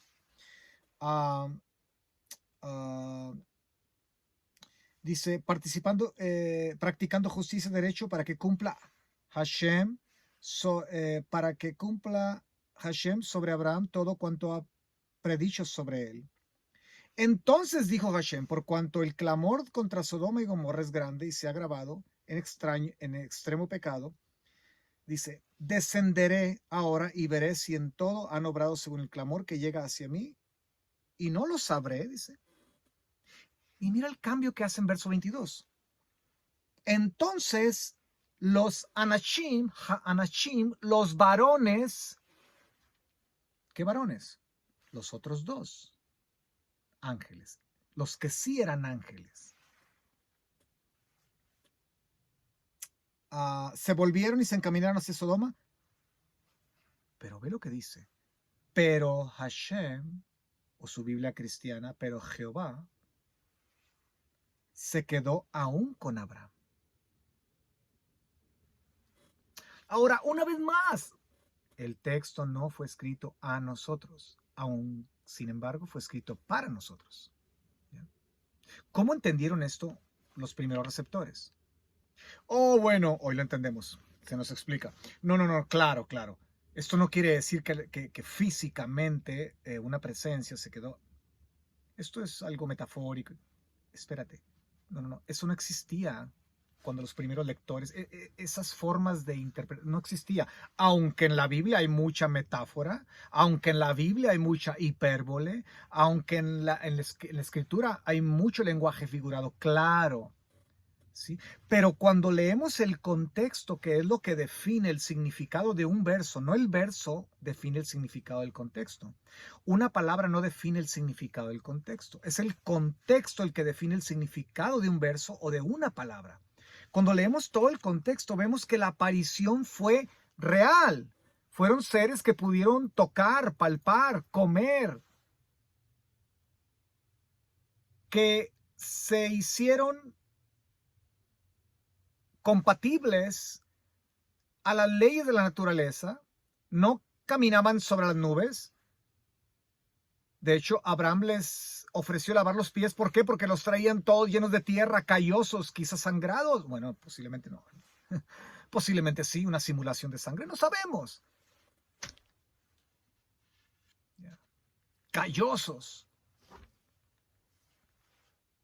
Fue algo que se dio en el mundo del tiempo y el espacio. Pero es una aparición sobrenatural, se materializa, y esto no puede ser un lenguaje figurado, porque dice que dos se fueron a Sodoma. Hay un lugar geográfico a donde partieron, es literal, no es simbólico, no es analogía. Hay una ciudad que se llama Sodoma, es perversa, ¿ya? Y hay dos varones que van a ir, son los ángeles, que más adelante sabemos que son los ángeles, ¿sí? Es literal. ¿Por qué la parte, mitad del mismo verso, del mismo pasuk, tiene que ser un lenguaje figurado? Si después de todo, en el texto original no existen los versículos, ni los capítulos, ni los mayúsculas, ni puntos, ni comas, ni nada. Esto es un evento que se narró y es como lo percibieron los primeros lectores. Fue como Moche recibió la revelación, recibió el oráculo divino, recibió esta información divina y fue como la escribió. Él registró el evento. La inspiración divina consiste en el evento. Dios interviene en el asunto del tiempo y el espacio. Y este concepto, se me pasó a decírselos, este concepto que existe en el judaísmo místico, que no les había dicho, no lo voy a mencionar, porque repito, muchos van a irse al internet y se van a meter en problemas. Sí, pero hay un concepto, no voy a mencionar el concepto, el nombre, pero hay un concepto en el judaísmo que viene desde tiempos antiquísimos, ¿sí? Que está relacionado con precisamente la memra divina, con este aspecto visible del Dios invisible, ¿ya? Que de hecho en los Targums, muchas ocasiones cuando el texto sagrado dice el profeta, y vino la palabra de Dios al profeta fulano, en los Targums dice, y vino la memra divina, básicamente se personalizó al profeta fulano y le dijo, básicamente la memra, la palabra vino visualmente y le dijo al profeta. O sea, no fue que él escuchó una voz muy abstracto, no, todo era concreto, palpable, visible. Por eso los profetas no eran normales. Ve a Ezequiel, dice, óyeme, pero este hombre, ¿qué le pasó? ¿Qué fumó? Muchos han dicho eso, ¿no? No eran personas que consideramos normales.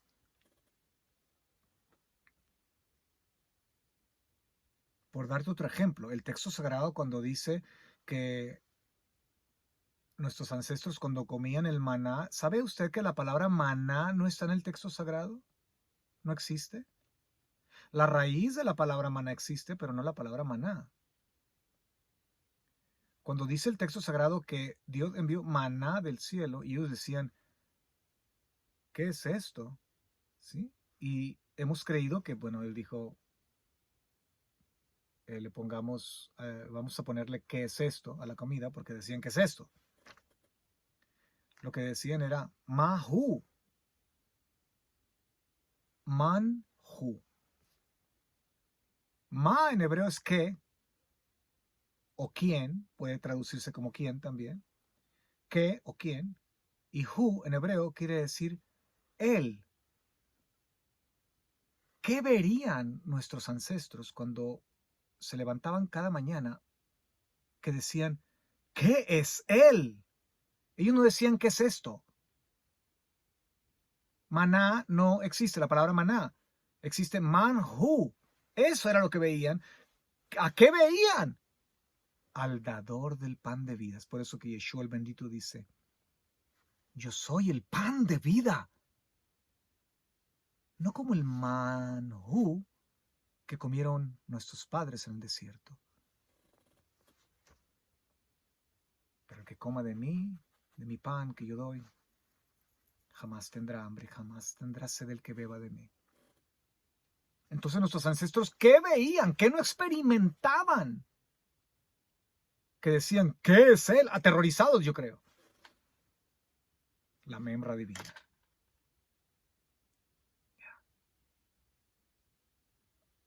Impresionante. Hay tantos pasajes que pudiera citar con relación a Dios manifestándose en esa manera. Entonces, este concepto, repito, es la idea de que Dios se encapsuló. Cuando Dios creó el universo, dicen nuestros sabios, Dios, para poder Dios interactuar con su creación, si Dios interactuaba directamente, el mundo se iba a derretir. Es Dios. Entonces Dios dice, voy a encapsularme, déjame usar esa expresión, voy a encapsularme, ¿sí? Eso es una teología en el judaísmo, vaya.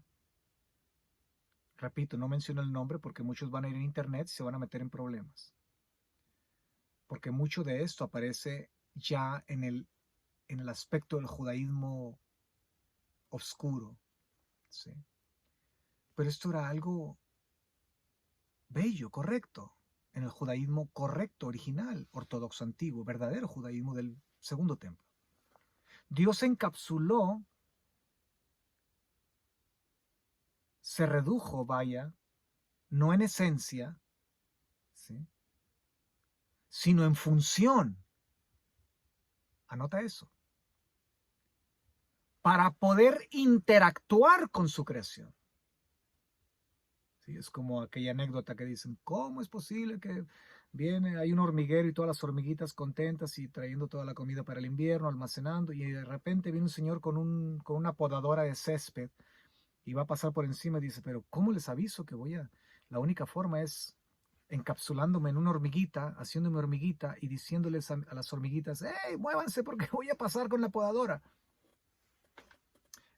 Está un tanto posiblemente disparatado el ejemplo, ¿verdad? Pero encaja en la idea que nuestros sabios antiguos intentaban explicarnos. Dios se encapsuló en la membra y entonces fue la forma en que Dios podía hacerse accesible a los profetas, podía interactuar con la humanidad y de esa forma Dios mismo encuentra expresión visible en el mundo de la materia, en este mundo bajo e inferior.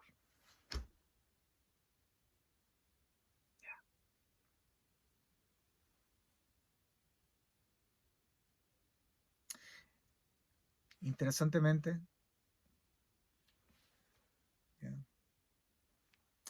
el verso, como termina, el capítulo termina y dice, entonces, capítulo 18, verso 32 y 33.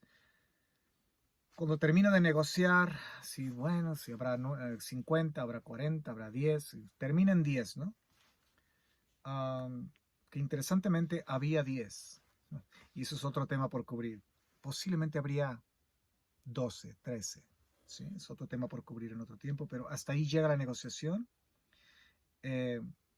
Bueno, ojo, no que había 10 justos, pero había más familia de Lot Y Abraham consideraba que esa familia tan grande de Lot podía haber 10 justos. Entonces Dios le dice, no, si hay 10, no la destruyan. Entonces había más familia de Lot. Lo que sucedió es que Abraham pensaba en la posibilidad de que quizá eran justos, 10 todavía, pero lo cierto es que no había ya una cifra de justos. ¿Sí? Hay que salir, hay que abandonar Sodoma. Verso 33, es lo que dice. Y cuando Hashem, no dice cuando el ángel, no dice cuando el individuo, el varón, el hombre. Y cuando Hashem, una vez más, usa el Yud Hei Vav Hei, el nombre sagrado de Dios. Tu Biblia dice Jehová, si eres cristiano, una vez más. Y cuando Hashem acabó, o cuando Adonai acabó de hablar a Abraham, ¿ya? Se fue y Abraham regresó a su lugar.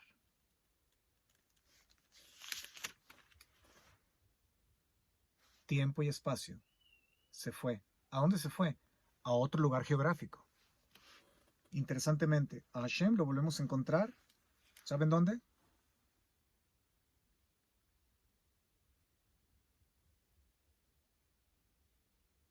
Lo volvemos a encontrar en la destrucción de Sodoma y Gomorra. Ya.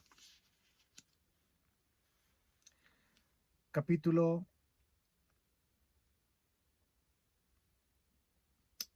bueno, dice verso 12. Con esto voy a concluir. No debería de concluir de esta manera porque hay tanto por cubrir. Capítulo 19, verso 2. Y dijeron los varones, los Anashim, los dos ángeles, ¿sí?, que estaban a la entrada de la casa, del menor al mayor, dijeron los ángeles, los varones, los Anashim, a Lot, ¿quién más tienes aquí? Saca de tu lugar, etcétera, tus yernos, en fin. ¿Sí? Y el verso 13 dice, porque nosotros vamos a destruir este lugar, ya que el clamor que subió delante de Hashem, delante de Dios, es grande. ¿Sí? ¿A dónde subió el clamor? A Hashem, en los cielos. Y Hashem nos envió a destruirlo. ¿Sí? El verso 14 dice, salid de aquí y levantaos, porque Hashem va a destruir esta ciudad. Interesante. Cuando llegamos nosotros al verso 22, 23 y 24, estoy apresurándome con la lectura, ¿sí?, los otros dos ángeles nunca son llamados Hashem, nunca son llamados Jehová, vaya, o Yahweh, o Yahvé, o Yah, o Yahová. Tantos intentos por pronunciar el nombre sagrado. No se preocupe, son válidos. Todos los pasajes hablan de los Anashim, los Malachim, los varones, los ángeles, los varones, los ángeles. Nunca Hashem. Los dos. Pero cuando se refiere a el otro, el tercero, siempre es Hashem. Siempre es Dios. ¿Sí?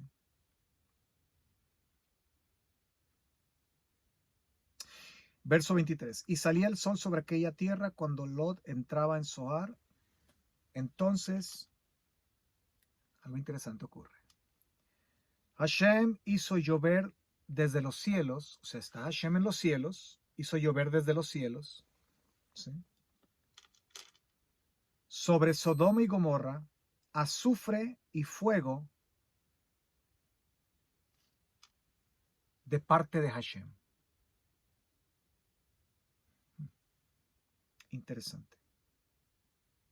Y derrumbó estas ciudades y toda aquella llanura y con los habitantes de la ciudad, etcétera, etcétera, etcétera. Hashem Hagadol, Hashem Hakatan. Hashem en los cielos envía fuego, ¿sí?, de parte de Hashem Hakatan, Hashem el menor, en función, no en esencia, no en naturaleza, en la tierra.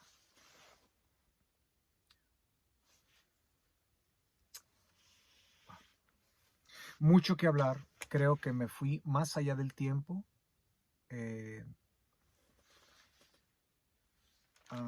Tanto que cubrir, hablo mucho sobre esto en mi curso la naturaleza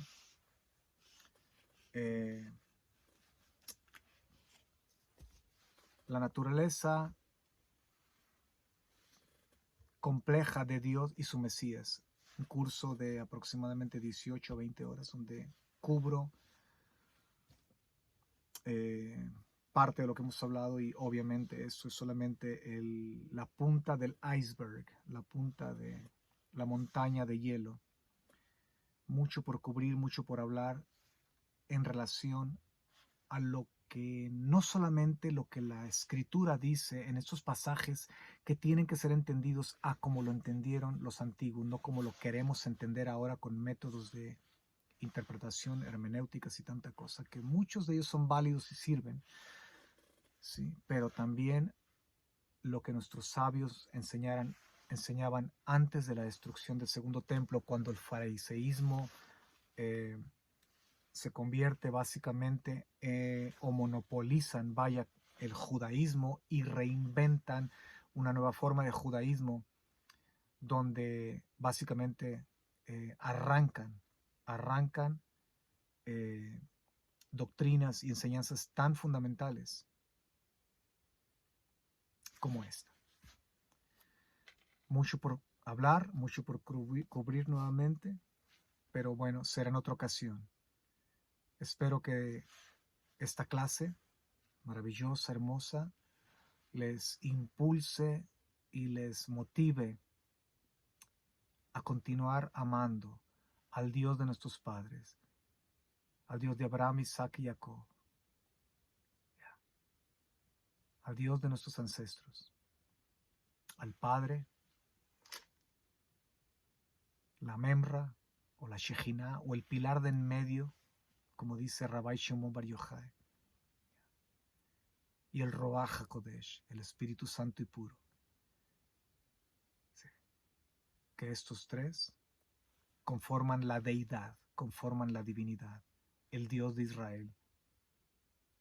No porque el texto sagrado lo enseña, pero lo confirman nuestros sabios, y entre ellos el gran rabino de aproximadamente 19 siglos atrás, poco más de 19 siglos atrás, casi 2000 años atrás, Rabbi Shimon Bar Yochai y otros tantos.